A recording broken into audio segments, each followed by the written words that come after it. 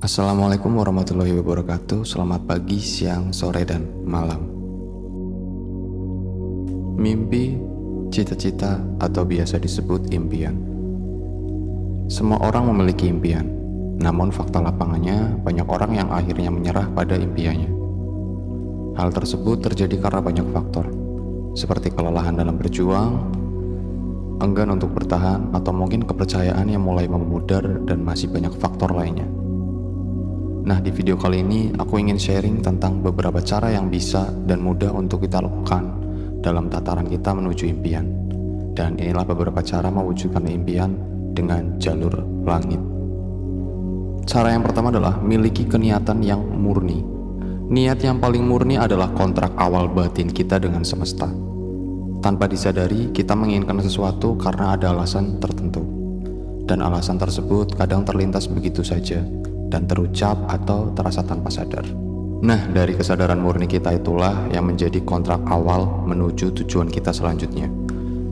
Poin terpentingnya adalah kita harus sangat sadar untuk memiliki keniatan yang baik dan mulia atas apapun yang ingin kita capai. Karena energi niat murni akan sangat jelas terbaca dan terdeteksi oleh alam semesta. Jadi, mulai sekarang niatkanlah sesuatu dengan sungguh-sungguh dan semurni mungkin. Contoh niat yang murni adalah ketika kita menyukai seseorang. Jika kita memang murni suka tanpa ada alasan tertentu seperti wah ganteng ya, cantik ya, wah bagus badannya, dan lain-lain, maka biasanya kita akan terlambat menyadari bahwa orang yang kita sukai ternyata memang memiliki paras yang cantik, memiliki paras yang tampan, dan lain-lain. Karena niat awal kita suka memang karena murni suka saja, dan selebihnya menjadi bonus saja untuk kita. Dan misal kita berbagi atau sedekah, jikalau niat kita pamrih, maka semesta akan mendeteksi secara langsung dan kemungkinan tidak akan ada reward kembali karena niat kita tidak murni. Pada akhirnya Tuhan dan alam semesta akan memberikan reward sesuai niat paling awal. Jadi perhatikan niat awalmu sebelum menginginkan sesuatu. Cara kedua adalah be a good decision maker, atau jadilah pengambil keputusan yang bijak dan tepat. Setelah niat kita lontarkan ke alam semesta, maka sebagai hasilnya dari niat tersebut akan terproduksi sebuah tindakan untuk kita mencapainya. Nah, dalam proses menuju tindakan yang akan diambil, maka kita akan dihadapkan dengan berbagai macam keputusan yang mungkin bisa kita ambil. Inilah titik krusial karena hasil dari keputusan yang kita ambil akan membawa pengaruh atau dampak besar di kemudian hari. Jadi cermatilah setiap keputusan yang akan kita buat. Berspekulasilah dengan dampak keputusan yang akan diambil. Dengan menimbang dan spekulasi yang cermat, maka terciptalah sebuah keputusan yang ideal yang membawa pengaruh baik untuk kita di kemudian hari. Bijaklah dalam menjadi produser untuk diri kita sendiri.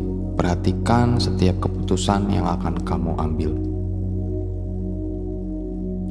Dan cara yang ketiga adalah aktifkan pola pikir positifmu. Semua hasil atau kejadian apapun pasti terjadi dengan sebuah pola. Begitupun dengan hidup. Pola pikir sangat mempengaruhi semua hasil yang akan terjadi di masa mendatang. Orang dengan pola pikir yang cenderung negatif akan memperoleh hasil yang kurang baik karena ia menanamkan pikiran-pikiran yang negatif. Sama seperti halnya menanam benih, jangan berharap buah semangka jika kita menanam biji melon. Seperti itulah perumpamaan yang paling mudah dicerna. Jadi berpikirlah positif. Dengan berpikir positif, maka alam bawah sadar akan merekam hal-hal baik yang kita pikirkan untuk diangkat menuju realitas kita. Karena Tuhan itu tergantung apa prasangkamu.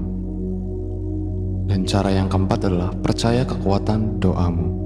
Doa terkadang seperti pedang bermata dua, yang maknanya bisa terjadi dan mungkin bisa belum terjadi karena tertunda. Penundaan itu pun karena ada banyak faktornya, seperti keraguan, ketakutan akan sesuatu, atau keyakinan kita pada doa yang kita lepaskan. Banyak orang yang terjebak dalam dimensi menunggu. Dimensi menunggu itu seperti dimensi yang berputar dan tanpa ujung. Ciri orang yang berada dalam dimensi menunggu adalah ia menunggu doa dan hajatnya kapan akan dikabulkan. Dengan energi menunggu ini pun sudah membuat doa kita terkontaminasi dan tidak murni lagi. Jadi cobalah untuk merilis doa dengan perasaan dan niat yang paling murni. Dan kekuatan doa yang dapat menembus langit adalah doa dengan keyakinan tinggi dan murni. Berdoalah dengan rasa, bukan hanya sekedar melepas kata-kata layaknya orang sedang belajar membaca. Cara yang kelima adalah aktivasi mode kesabaran super. Sabar, Satu kata beribu makna dan berjuta rasa. Sabar adalah bagian dari kekuatan manusia dalam menghadapi segala hal. Tidak semua manusia bisa mengaktifkan mode super sabar. Jadilah salah satu manusia yang bisa mengaktifasi rasa super sabar ini. Maka niscaya kamu akan bisa menjadi manusia dengan taraf tertinggi di antara jutaan manusia lainnya. Sabar adalah sebuah pabrik dalam diri yang menghasilkan banyak produk. Di antaranya adalah menjadikan manusia lebih tangguh, lebih kuat, dan memiliki insting bertahan yang lebih tinggi. Manusia dengan kesabaran super akan mencapai level kesadaran tertinggi. Dan di titik kesadaran tertinggi inilah maka semua keinginanmu akan terwujud. Percaya atau tidak, coba kalian praktekkan sendiri. Cara yang keenam adalah percaya keajaiban Allah akan datang di waktu yang tepat. Tidak semua orang percaya akan keajaiban. Kebanyakan orang denial atau cenderung menyangkal akan keberadaan keajaiban tersebut. Padahal dalam satu jentikan jari pun Allah bisa mewujudkan apapun. Tiada sumber yang paling punya segalanya selain Allah. Maka setelah 5 poin di atas sudah kalian lakukan, maka keajaiban akan datang tanpa kita duga. Yakinlah bahwa Allah memberikan keajaiban di waktu yang sangat-sangat tepat. Jangan berhenti berusaha maupun berdoa, karena kita tidak pernah tahu. Bisa jadi 5 menit atau 2 hari lagi, 3 hari, atau mungkin sebulan, keajaiban akan menghampiri kita. Keajaiban hanya milik orang-orang yang percaya dan tidak pernah berhenti berharap kepada Allah. Cara yang ketujuh adalah teruslah berprasangka baik pada Allah. Seperti pepatah mengatakan, Tuhan itu apa prasangka kita. Jadi di sini kita dituntut untuk selalu berprasangka baik akan setiap ketentuan dan beberapa keputusan yang mungkin tidak kita harapkan untuk terjadi. Teruslah bersyukur meski masalah datang mengguyur. Teruslah bertahan ketika yang lainnya mulai tumbang. Teruslah berpikir baik akan Allah. Maka dengan pasti Allah menjanjikan hal-hal baik dan istimewa bahkan yang tidak kita duga sekalipun. Jangan mengeluh, teruslah bersyukur dan bertahanlah hingga titik akhir. Cara yang kedelapan adalah yakin 1.000.000% dan lepaskan semua hasilnya pada Allah. Yakin adalah seni yang sangat rumit. Banyak faktor dan proses yang harus dilalui agar bisa menjadi pribadi yang penuh rasa yakin. Yakin dan percaya hampir sama.